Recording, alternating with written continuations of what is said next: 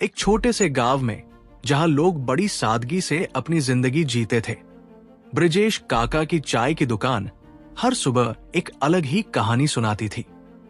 ब्रजेश काका की दुकान बस एक मामूली चाय की टपरी नहीं थी। ये एक ऐसा स्थान था जहां हर किसी को सुनने वाला कोई न कोई जरूर मिल जाता था। लेकिन काका का इंतजार कभी खत्म नहीं होता था।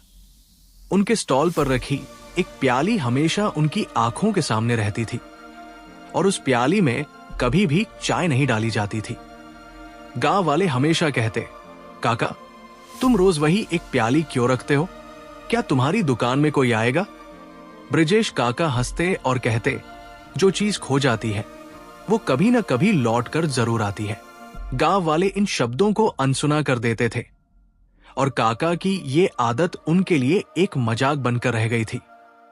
लेकिन काका के लिए वो प्याली सिर्फ एक खाली कप नहीं था, वह एक वादा था, एक उम्मीद थी और एक दिन किसी के लौटने का इंतजार था। हर दिन सुबह सुबह काका अपनी दुकान पर बैठते और चाय बनाकर उस खाली प्याली को टेबल पर धीरे से रख देते।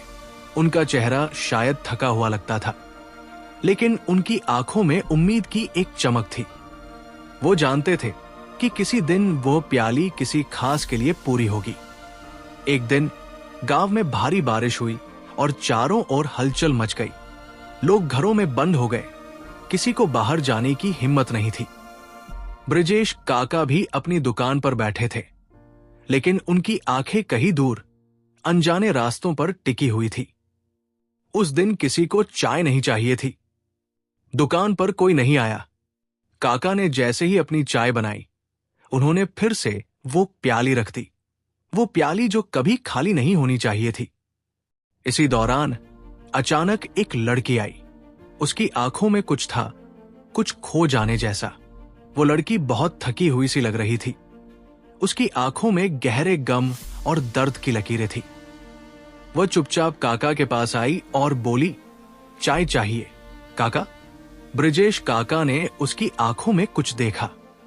उसने बिना एक शब्द कहे चाय का प्याला लड़की के सामने रखा। लड़की ने चाय का प्याला हाथ में लिया, लेकिन फिर काका से कहा, काका आपको पता है मैं कौन हूं?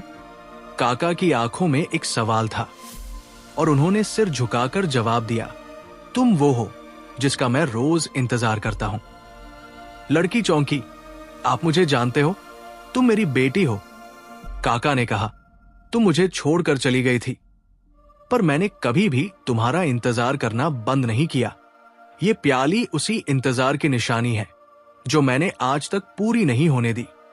लड़की की आंखों में आंसू थे और उसने धीरे धीरे कहा, काका मुझे माफ कर दो।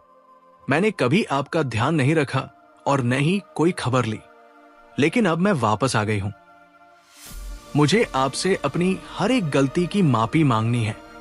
बस एक बार मुझे माफ कर दो। काका ने हाथ बढ़ाकर लड़की को गले लगा लिया और कहा, तुम मेरी बेटी हो। इतने सालों तक तुम मुझे भूल गई, पर मैंने तुम्हें हर दिन याद किया है। वो प्याली अब पूरी हो चुकी थी। उस प्याली में जो इंतजार था वो अब खत्म हो चुका था। काका का दिल हल्का हो गया। वो जान गए थे कि कभी न कभी कुछ चीजें वापस लौट आती हैं, और वो इंतजार सही था।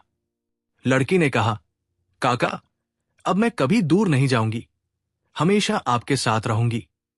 काका ने मुस्कुराकर कहा, बेटी अब तुम आ गई हो तो मेरी हर बात पूरी हो गई है।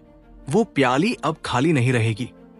ये कहानी हमें बताती है कि कभी कभी हम किसी का इंतजार करते हैं, कुछ पाने के लिए, कुछ छूट जाने के बाद।